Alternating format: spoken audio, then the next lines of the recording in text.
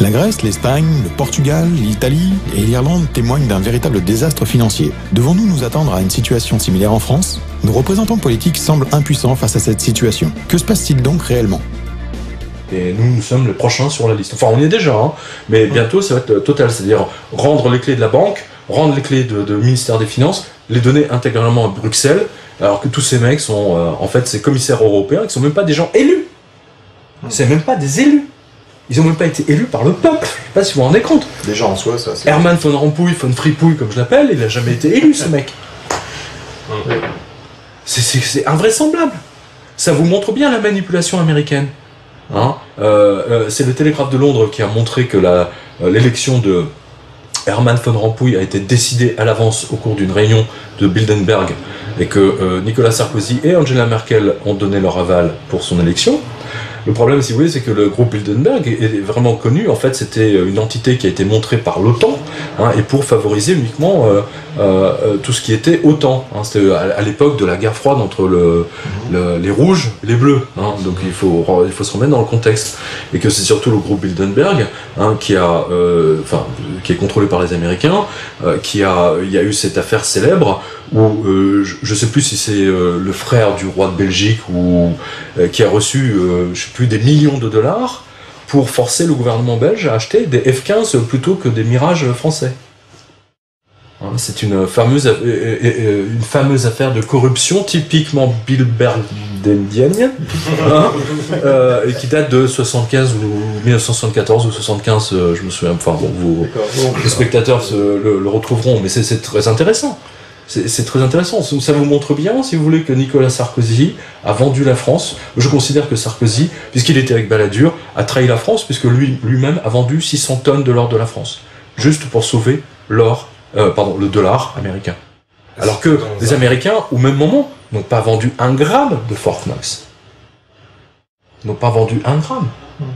Pourquoi Nicolas Sarkozy a-t-il besoin de se débarrasser de l'or de la France? C'est une très très bonne question. Personne ne lui a rien demandé. On n'en avait aucun besoin. Les déficits de la France de l'époque sont très loin de ce qu'on a aujourd'hui. La première chose qu'il arrive, le ministre du budget, ils vend l'or de la France. Et ça ne fait que les affaires des Américains, je vous le signale. C'était pour maintenir l'or au plus bas, bien sûr. Bah, c'était une période où le cours de l'or, il était extrêmement bas. Mais c'était volontairement fait, exprès. C'était les Américains l'ont toujours dit.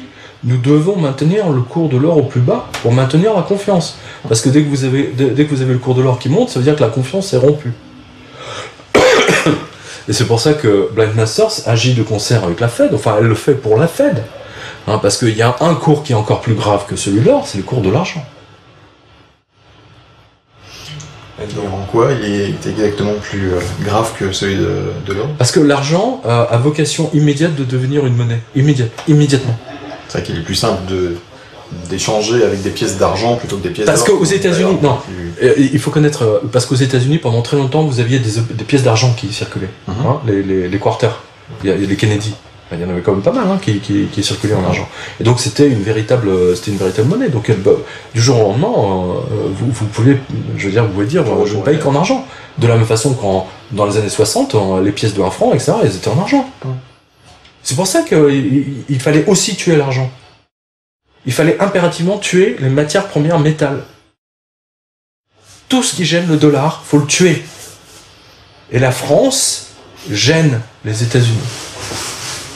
Donc il faut la tuer. Cocorico. Non mais j'espère qu'il y a un sursaut des Français. Franchement, j'espère. J'espère vraiment. Général de Gaulle, il en parlait beaucoup. J'espère que vous passerez son discours. Le fait que beaucoup d'États acceptent par principe des dollars au même titre que de l'or pour les règlements des différences qui existent à leur profit dans la balance des paiements américaine, ce fait entraîne les Américains à s'endetter, et à s'endetter gratuitement vis-à-vis de l'étranger, car ce qu'ils lui doivent, ils le lui payent,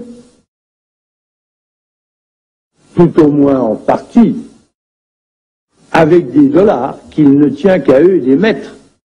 Étant donné les conséquences que pourrait avoir une crise qui surviendrait dans un pareil domaine, nous pensons qu'il faut prendre à temps les moyens de l'éviter.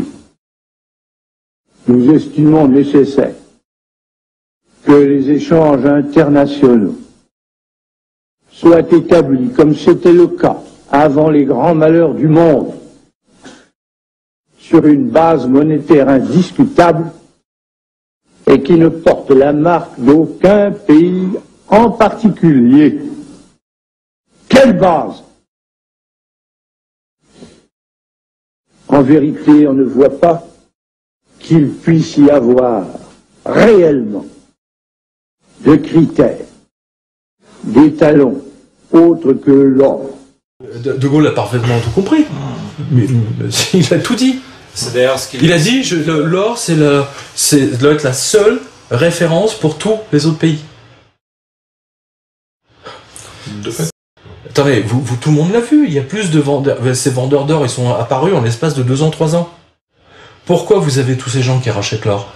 Parce que au-dessus, vous avez des gens qui les livrent. Plus vous en ramassez, on les rachète, on vous en donne 20% de plus, vous vous démerdez. Hein, donc ils le font parce que tout le monde sait qu'on va revenir au standard.